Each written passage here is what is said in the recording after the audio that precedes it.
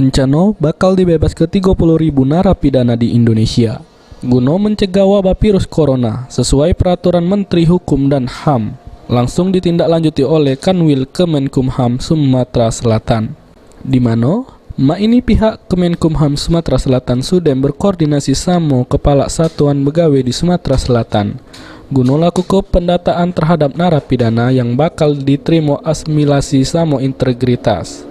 Dijelaskan oleh Gunawan selaku Kepala Bagian Program dan Humas Kemenkumham Sumatera Selatan, ada beberapa persyaratan buat narapidana yang bakal diterima asimilasi sama integritas sesuai aturan Menteri Hukum dan HAM. Di antaranya, narapidana yang berkelakuan baik sama sudah menjalani sebagian masa penahanan sebanyak 2/3.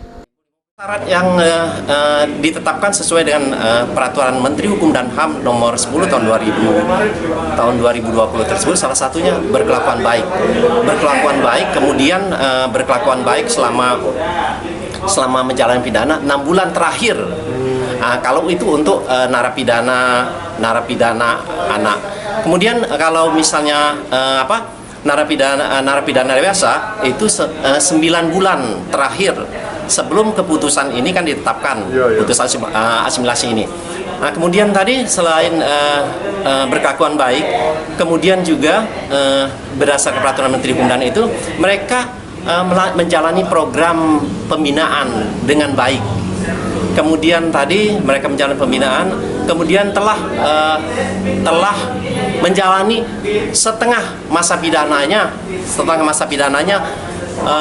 sampai setengah masa pidananya atau 2. Idak galo-galo narapidana yang bakal diterima asimilasi sama integritas dari Kemenkumham.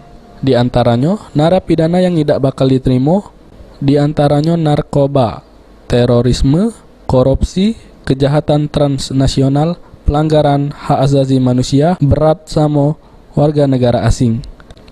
Firman Hidayat, PAL TV.